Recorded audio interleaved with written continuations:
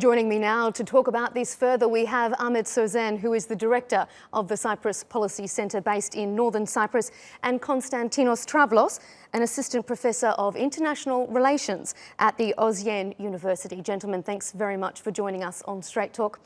Konstantinos, I'm going to start with you. Tensions surrounding this issue have been bubbling away now since the 1970s. The current mission for the Fatih is not drilling in any of these contested waters.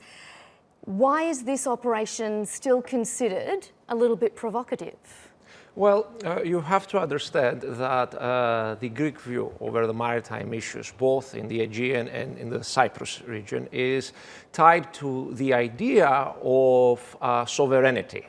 And the Greek view is that Turkey, the Turkish Republic, and the Turkish Republic of Northern Cyprus as a part of the whole story is essentially questioning Greek sovereignty. In the case of the Western Aegean, the sovereignty of the Greek state. In the case of Cyprus, the sovereignty of the UN-recognized Republic of Cyprus. And that this is a story that is going back to 1913.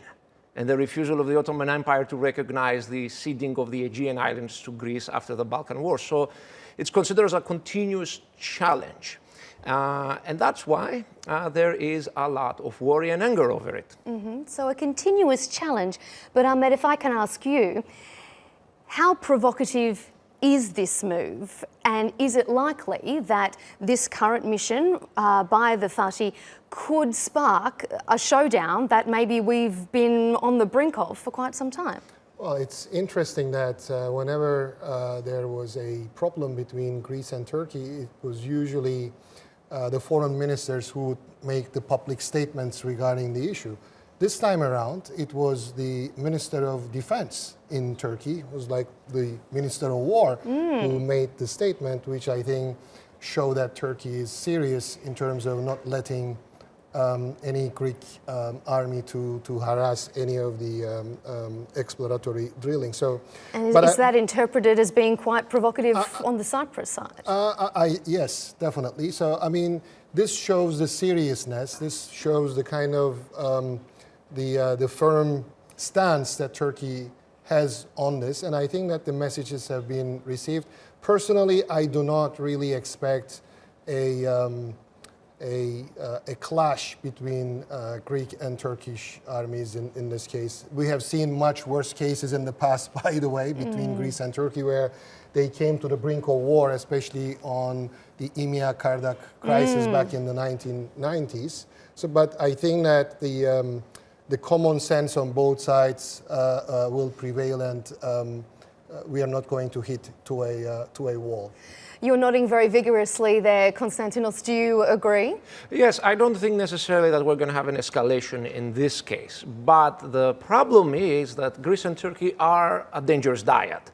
We are in a situation of lesser rivalry, which means we are in a condition where, on average, we have a higher chance of seeing militarized disputes, and those militarized disputes escalating, God forbid, one day to war. So while this current crisis will not necessarily escalate, it's important for both sides to understand that we have to manage this relationship carefully. All right, well, let's talk about how then, because both countries, Turkey and Greece, have been struggling a little bit economically. So it's not as if either side is going to back down and say, help yourself to all these valuable hydrocarbons. So how do you see them coming to some sort of agreement? Okay, so an easy move on the part of the Turkish government will be to get rid of the casus belli over the extension of the Greek maritime waters to 12 nautical miles. And Turkey still can say, we don't think that such an extension would be a good idea. We'll rather negotiate over it. But there's no casus belli anymore. We're not going to go automatically to war. So that will be a powerful symbolic move that will provide an opening for later other symbolic moves, and down the way for more concrete moves on both sides that could transform this relationship from a lesser rivalry to a negative peace, and why not, at some point, a positive peace. That will be like a quick move. How easy it is, that's a big question. Other moves that can happen, decoupling the Cyprus issue from the Western Aegean issue, In Greece, the view is that the Western Aegean issue started because of the Cyprus issue. Like, before the Cyprus issue, Turkey had more or less accepted the status quo in the Aegean, especially during the times of the early Turkish Republic, of Atatürk's presidency, the Ankara Pact, and so on. But then Cyprus happened, and immediately after Cyprus happened, this whole discussion starts. Actually, that leads me to a question I want to put to you then, Ahmet. What needs to happen first? Do we need to settle the Cyprus issue? The peace talks, do they need to resume before we can settle these maritime disputes? Or is it the other way around? No, absolutely. Definitely, Cyprus would be a game changer. Definitely, the start should be on solving the Cyprus problem. Because if the Cyprus problem is resolved, some of these issues that we are talking about today will become non-issues. They will become irrelevant.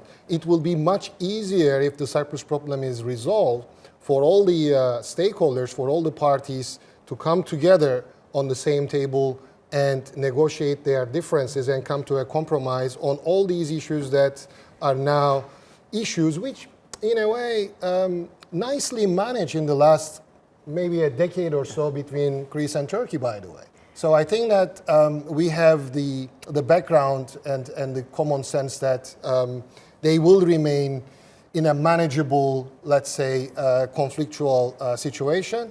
But I think that the key is to solve first the Cyprus problem, and then solving the other problems will be much easier. We will see. Time will tell. This is definitely something that's not going to go away anytime soon. Ahmet Sozen and Konstantinos Travlos, thank you so much for being here on Straight Talk.